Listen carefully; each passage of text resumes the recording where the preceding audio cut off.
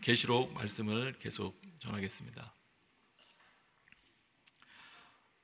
계시록에서 보여주는 예수님의 여러 모습이 있습니다. 그 중에서 1장에서 보여주는 중요한 모습 중에 하나는 충성된 증인이라는 겁니다. 예수님을 설명하는데 충성된 증인이시다. 무엇을 그렇게 충성되게 증거하시나? 하나님 아버지와 또 하나님의 뜻을 온전히 드러내시는 그 일에 신실하시다, 이렇게 묘사되어 있습니다. 그 일을 예수 그리스도께서는 십자가에 죽기까지 신실하게 감당을 하셨습니다. 뿐만 아니라 그 예수님께서는 우리 예수님을 따르는 성도들에게도 동일한 임무를 하도록 앞장서 가시면서 또 따라오라고 하십니다. 그래서 이 반모섬에서 계시를 받던 사도 요한도 하나님의 말씀과 예수 그리스도를 증언한 탓에 하나님의 말씀을 선포하고 예수가 그리스도라고 증언한 탓에 그곳에 유배되었다, 이렇게 말합니다. 그러면 충성된 증인으로 하나님과 하나님 아버지의 뜻을 밝히 드러내시는 삶을 사셨던 예수께서 자신을 따르는 무리들, 즉 교회를 향해서 무엇을 말씀해 주시려고 하는 것일까? 특별히 요한계시록을 통해, 그것도 오늘 이제 시작되는 2장 초반, 2장 3장에 등장하는 7교회에 주시는 메시지를 통해서 뭘 말씀하시려고 하는 것일까? 그것을 오늘 좀 보고자 합니다. 먼저 두 곳을 보겠습니다. 2장 5절을 보세요. 2장 5절 눈으로 보세요. 마지막 부분에 가면 내가 내게로 가서 내 촛대를 그 자리에서 옮길 것이다. 이런 교회 정체성을 없애버리겠다는 말씀 아닙니까? 3장 16절도 보세요. 3장 16절. 지금 이 2장에 나오는 부분은 7교회 중에서 첫 번째 교회이고, 지금 3장 16절 이 부분은 마지막 교회입니다. 라오디게아 교회. 그래서 첫 번째 교회와 마지막 교회, 문을 열고 닫는 그 위치에 있는 그 교회들에 주시는 내용은 전체를 뭘 말하려고 하는지를 알려주는 아주 귀중한 부분입니다. 그래서 3장 16절을 여러분 눈으로 보시면 여기는 또 이렇게 말합니다. 내가 너를 내 입에서 뱉어낼 것이다. 이것도 뭘 말하고 있는 겁니까? 정체성을 말하는 거죠. 뱉어내 버리신다니까. 그러면 촛대를 옮겨버리고 토해버리실 정도로 무언가 교회들에게 심각한 문제가 있다는 걸 말하는 겁니다. 너희들이 가지고 있는 정체성에 걸맞는 행동을 하지 못하고 있기 때문에 나는 너희들을 치워버렸으면 좋겠다, 이런 말씀을 하는 셈이거든요. 그리고 그 중간에 있는 두 번째에서 여섯 번째 교회들에게 주시는 말씀도 정도 차이는 있지만 모두 다 자신의 정체성을 바르게 유지하지 못하고 있고 타협하고 있는 모습을 보이고 있기 때문에 때로는 경고하시고 때로는 계속 믿음으로 싸워나갈 것을 격려하는 내용들로 기록이 되어 있습니다. 그러면 그 정체성을 촛대로 옮겨버리고 또 토해버릴 정도로 그렇게 경고하신 그 이유가 뭐냐, 뭘 문제 삼아서 어떻게 되었을 때 그렇게 하겠다고 말씀하시는지를 우리가 봐야 됩니다. 먼저 3장을 먼저 보시면 3장 16절을 다시 보시면 이렇게 말씀합니다. 네가 이렇게 미지근해 차지도 않고 뜨겁지도 않으니 뱉어낼 것이라는 겁니다. 그러면 신앙생활을 하는데 미지근해서 차지도 않고 뜨겁지 않다는 게 도대체 어떤 문제를 말하는 것이냐, 이거를 해결하는 답을 주실 때 열성을 내라, 회개하라 라고 말씀하시면서 해결책으로 제시해 주신 것이 여러분이 잘 아는 3장 20절 말씀입니다. 익숙한 구절이지만 다시 한번 같이 읽을까요? 3장 20절 시작. 보라, 내가 문 앞에 서서 두드리니 누구든지 내 음성을 듣고 문을 열면 내가 들어가서 그와 함께 먹고 그는 나와 함께 먹을 것이다. 우리가 이 부분을 전도할 때 불신자들에게 예수님 영접시키는 그 장면에서 많이 사용하기는 하지만 명확하게 교회를 향해서 먼저 주시는 말씀이죠. 그러면 이 20절이 처방인 것으로 봐서 미지근해서 차지도 않고 뜨겁지도 않다 한 그 상태는 어떤 것을 의미하는 거냐? 그 처방전이 문을 열면 예수님과 함께 교제가 일어난다는 거니까 이렇게 말할 수 있는 것이죠.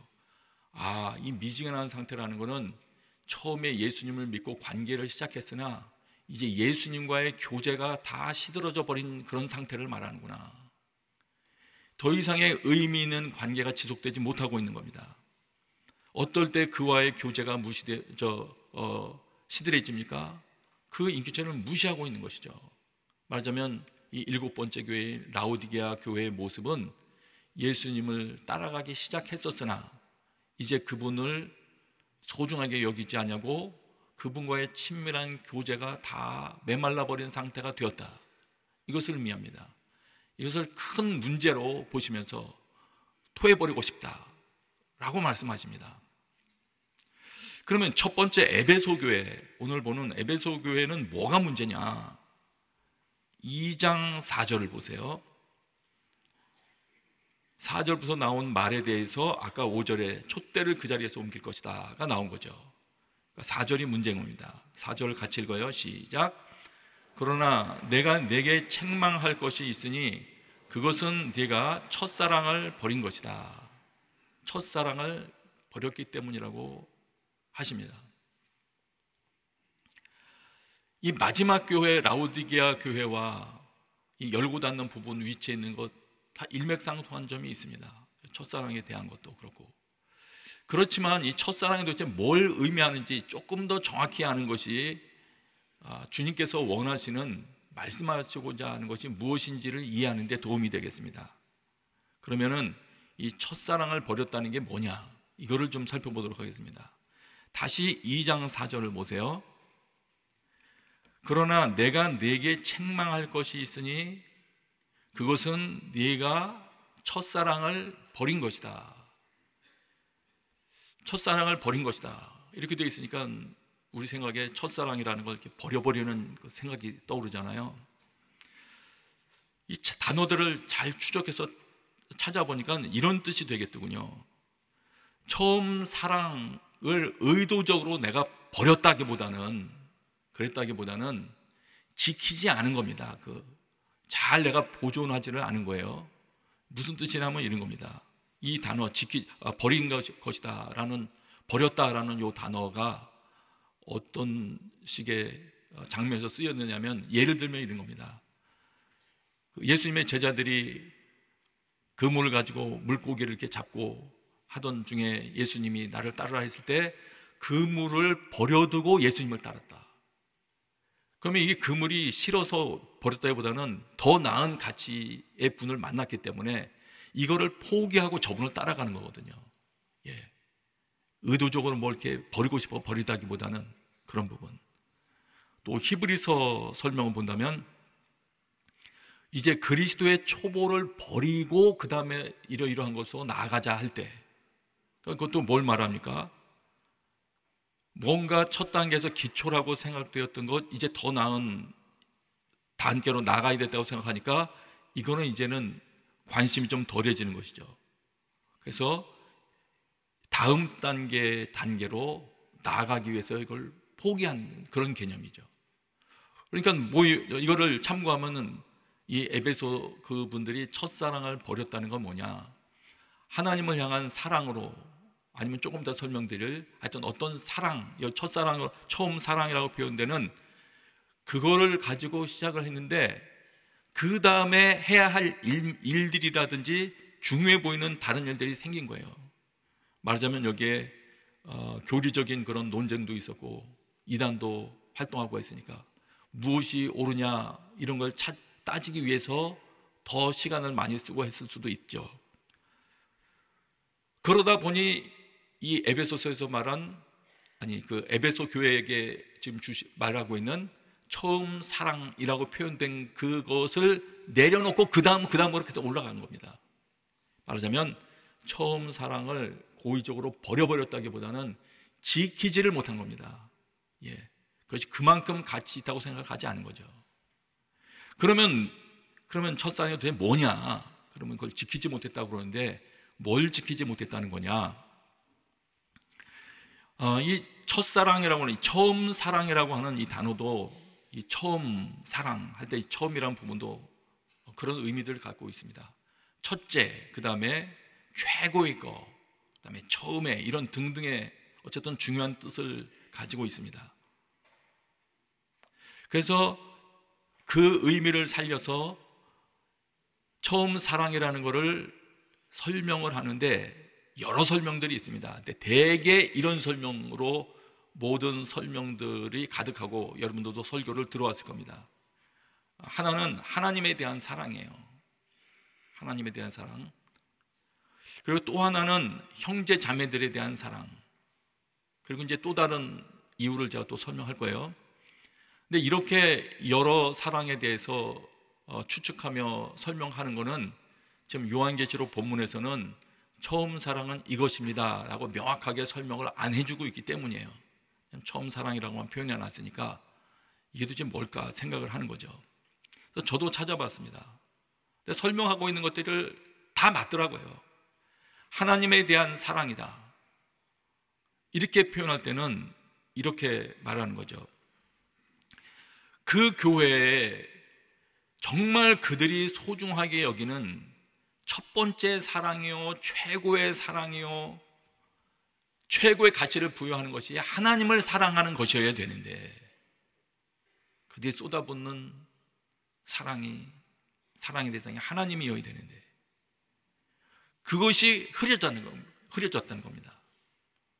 아까 말씀드린 대로 다른 것을 따라서 이동하기 시작한 거죠.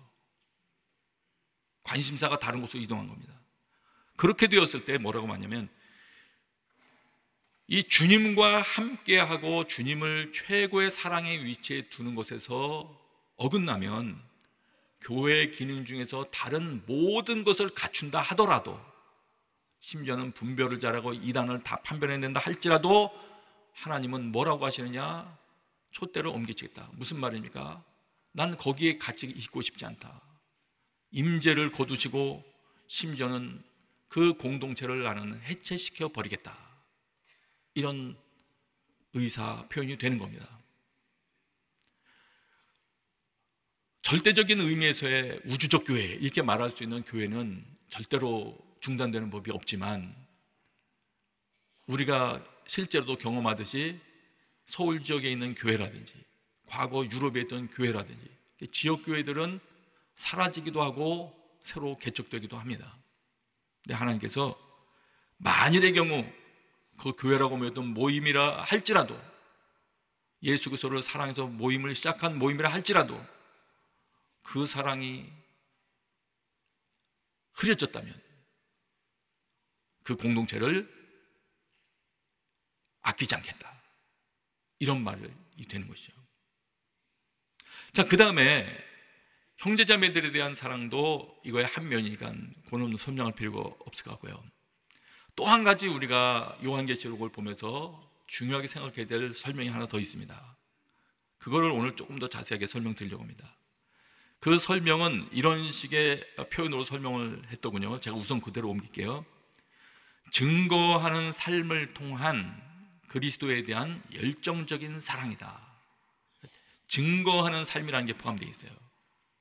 아까 충성된 증인, 예수님을 충성된 증인이라고 표현했던 거 기억하시고요. 우리도 그를 따르는 사람들이기 때문에 증거하는 삶을 통한, 누구를 증거합니까? 예수 그리스도가 옳다는 것을 증거하는 거죠. 증거하는 삶을 통한 그리스도에 대한 열정적인 사랑.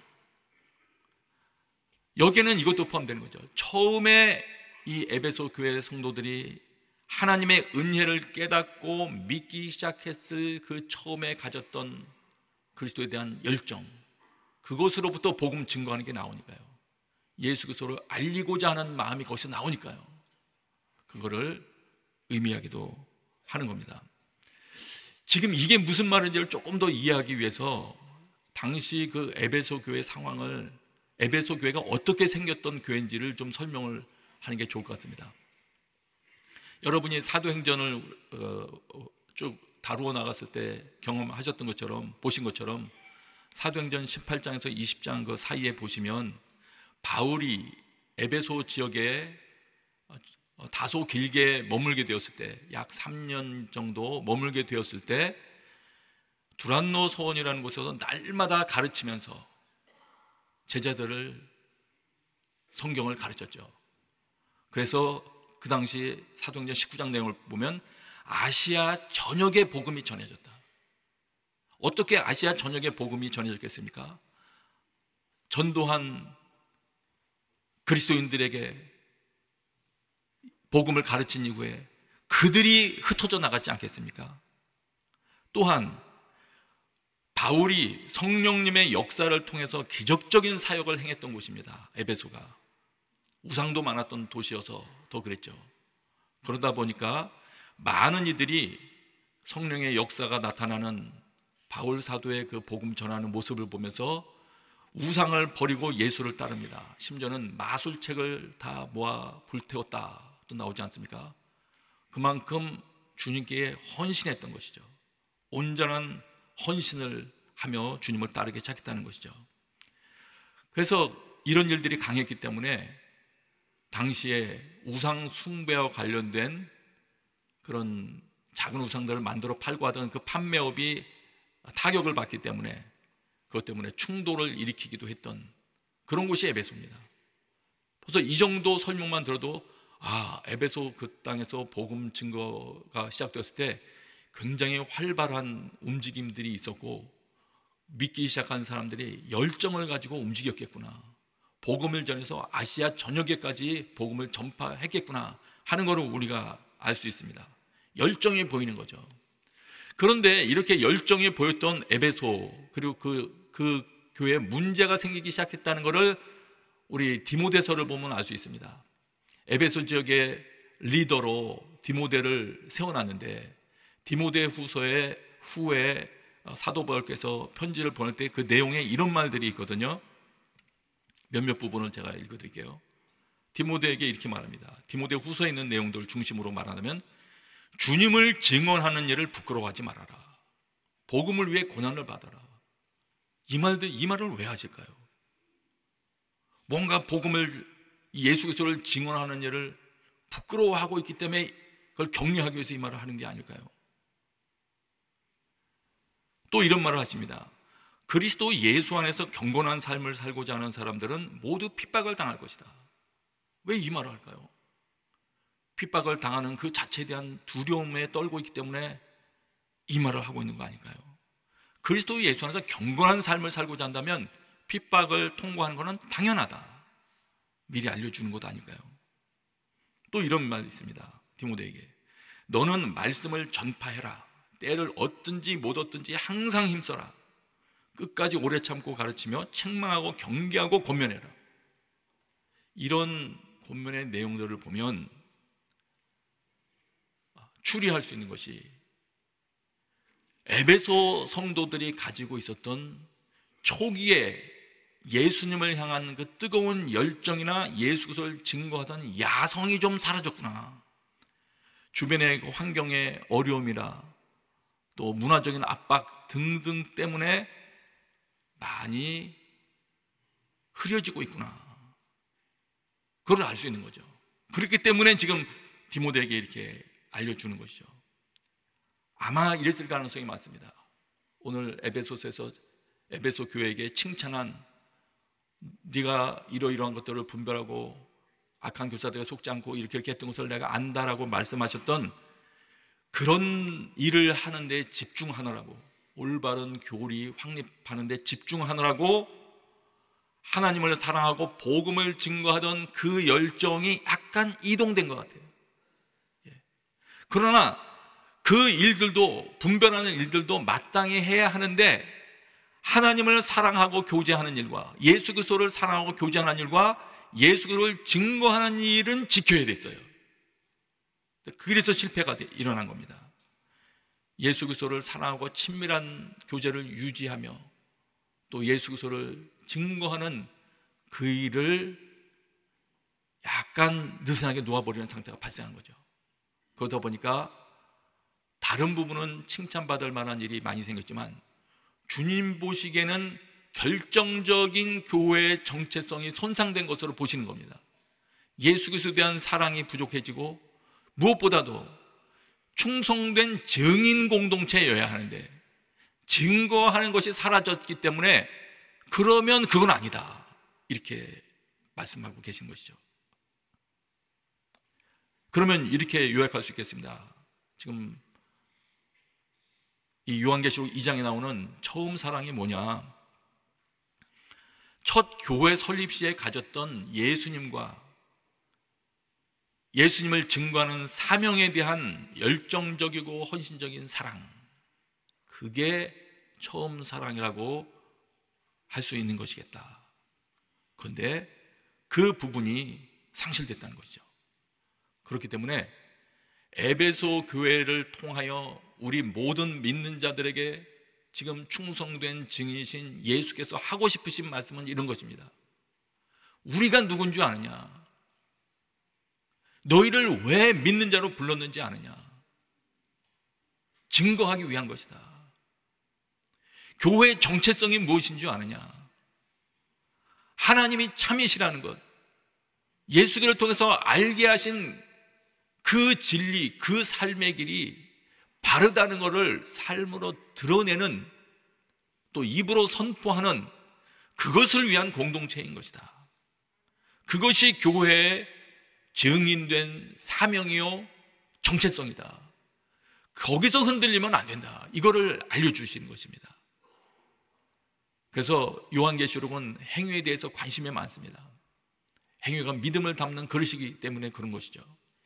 그래서 오늘 이 앞으로 몇 주간 계속되게 될 요한계시록 내용을 통해서 우리 자신의 신앙의 면면을 체크해 보는 것은 유익한 것입니다. 나는 누구며 내가 뭘 하며 살아야 한다고 주님이 불러주셨는데 현재 나는 어떤 삶을 살고 있나, 이것을 돌아보면서 조금씩 바꿔나가는 것은 의미 있고 소중한 일입니다. 다시 지금까지 말한 걸 요약하면 이렇게 됩니다. 다시 말하면 우리들은 증인이고, 지금 요한계시록에 보여주고자 하는 것은 증인들이라면 어떻게 살아야 하는지 그거를 보여주는 거예요. 성경에 등장했던 우리 믿음의 선배들처럼, 옛 예언자들처럼 담대하고 확실하게 하나님의 진리를 삶으로 보여주며 살아야 되는 것이 우리의 정체성이다, 이걸 다시 말해주는 거고요. 그렇게 하기 위해서 신실한 증인이 되는 게 우리 사명의 핵심이다. 내가 이 땅에 존재하는 사명의 핵심이 뭐냐? 신실한 증인 되는 것이다. 다시 말하면 내가 살아가는 것을 통해서 예수 그리스도가 보여져야 된다. 하나님의 가르침이 옳다는 것이 드러나야 된다. 이거를 지금 가르쳐주고 계신 것입니다. 그리고 이렇게 살아가는 이 사명이 요한계시록 뒤로 가면 만국이 하나님을 경배하기를 원하시는 하나님의 마음이 표현되어 있거든요. 만국 백성이 다 하나님과 죽임당하신 어린 양께 경배하러 나오는 그 모습, 그 하나님의 마음을 충족시켜 드리는 것이기 때문에 이 땅을 살아가면서 어떤 종류의 압박을 받는다 할지라도 위축돼서 자기의 안전 때문에 후퇴하면 안 된다. 그러지 말아라. 이걸 다시 한번 격려해 주는 거고요. 또 우리가 그렇게 살고자 하면 성령께서 힘을 주셔서 가능케 하신다. 이거를 지금 말씀해 주신 것입니다. 오늘 2부 예배 참석하신 여러분 삶 가운데 오늘 이 요한계시록 말씀을 통해서 나의 사명이 무엇인지, 내가 어떻게 살아야 할지에 대한 불길이 새롭게 타오르게 되시기를 축복합니다. 지금 이 말씀을 일곱 교회에 왜 하느냐?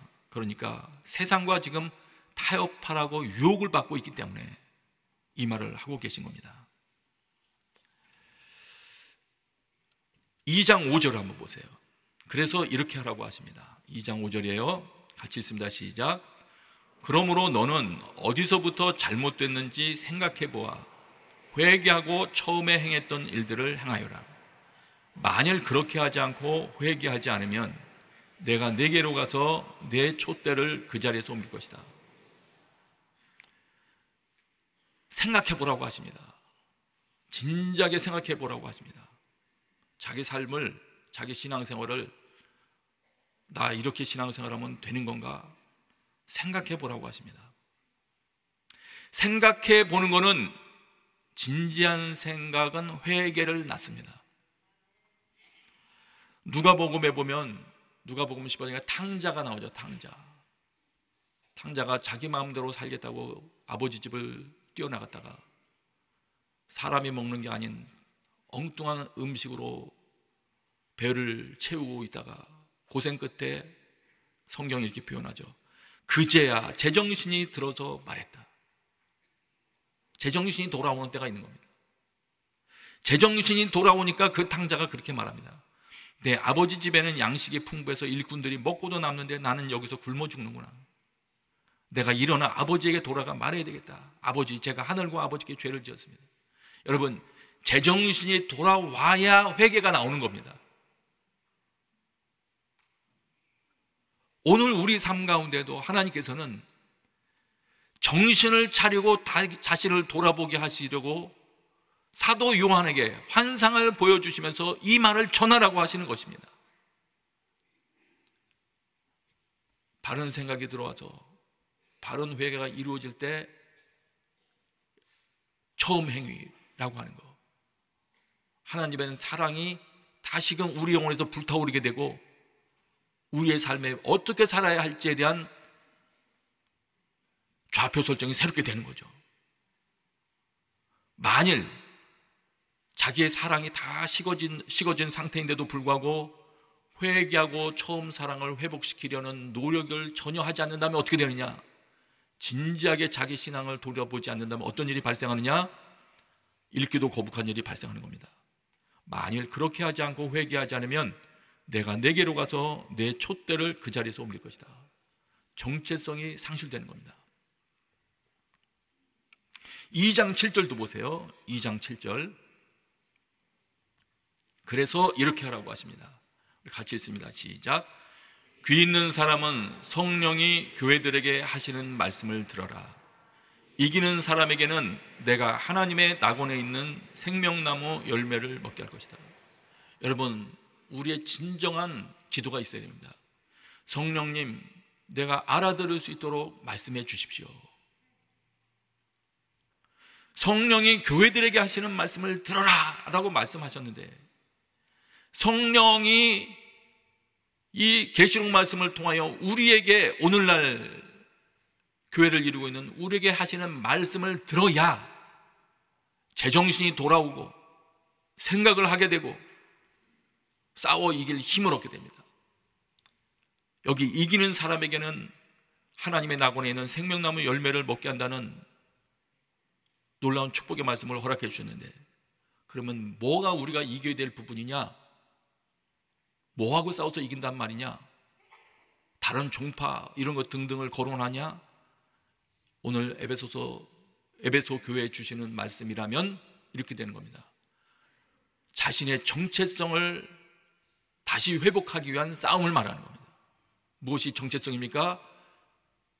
예수님과의 교제를 다시 회복하고 그냥 예배드리던 것이 아니라 예수님께 내 사랑을 표현하고 고백하는 예배가 다시 회복되고 내 기도가 다시 회복되고. 그래서 여러분, 처음에 예수님 만나셨을 때 세상이 달라 보이고 했던 그 경험들이 있으시지 않습니까? 그거보다 더 차원 높은 다른 차원으로, 다시 말하면 과거의 그 뜨거움만 회복시키는 게 목표가 아닌 겁니다. 그것을 목표로 하는 게 아니고요, 진정으로 이 땅 가운데 어떻게 살아야 하는지를 다시 한번 깨닫게 되는, 그래서 내 정체성을 회복하고 살아가게 되는 것이 이기는 겁니다. 오늘 여러분들 다 그 일에 있어서 승리를 거두게 되시기를 바랍니다. 성령님께 귀를 기울이면 우리만 가진 약점을 밝혀주십니다. 그래서 책망을 들을 때 두려워하지 마시고 기분 나빠하지도 마시고, 우리를 사랑해서 고쳐주려고 하시는 말씀이니까, 나를 사랑하셔서 성령께서 내 마음을 열어서 듣게 해주신 거니까 그 말씀 따라가면 신실한 하나님의 백성의 삶이 내 삶 속에서 구현이 될 겁니다. 주님이 요구하시는 겁니다. 끝까지 사람들 앞에서 네가 예수 그리스도를 신실하게 증거하는 삶을 살기를 나는 기다리겠다. 주님이 기다려주시는 것이죠. 만일 그런 증인이 지금 내가 아니라면 회개하고 다시 새로워져라. 너는 변할 수 있다. 넌 다시 돌이켜서 하나님께서 예비하신 생명 과실을 먹는 온전한 축복의 자리에 참여할 수 있다. 이걸 격려해 주시는 말씀인 것입니다. 예수님께서 이 땅을 떠나시면서 말씀하셨던 선교의 명령, 그 명령이 여러분 중심에 다시 맴돌게 되시길 바라고, 사도행전에서 말씀하신 것처럼 성령이 임하시면 땅끝까지 이르러 증인이 된다고 하셨던 그 음성이 또 다른 약속의 말씀이 되어 여러분 삶을 가득 채우는 말씀이 되게 되시길 축복합니다. 저는 기도하겠습니다. 자기를 위해서 한번 기도하겠습니다. 하나님, 저에게 은혜를 베풀어 주셔서 제 눈이 열리게 하시고 주님을 기쁘시게 해드리는, 주님께서 그토록 나를 지켜보시며 내 모든 행위를 지켜보시며 기다리셨던 그 삶을 살아가는 자 되게 하여 주옵소서. 자신의 영혼을 위하여 한번 같이 기도합니다. 아버지, 다시 한번 주의 긍휼을 구합니다. 성령님의 도우심을 구합니다. 주님, 바쁜 일정 때문에, 바쁜 사역 때문에 하나님과 깊이 교제하고 예배하는 것을 잊었습니다. 하나님, 예배도 일처럼 해치우는 모습이 생겨버렸습니다. 주님, 불쌍히 여겨주시고 성령께서 도와주셔서 주님과 다시금 깊은 교제를 나누는 교제가 회복되게 하시고 삶으로 그리스도가 옳다는 것을 드러내는 삶을 살게 하여 주옵소서. 그런 삶을 살 수 있도록 힘없게 하여 주옵소서. 예수님의 이름으로 기도합니다. 아멘.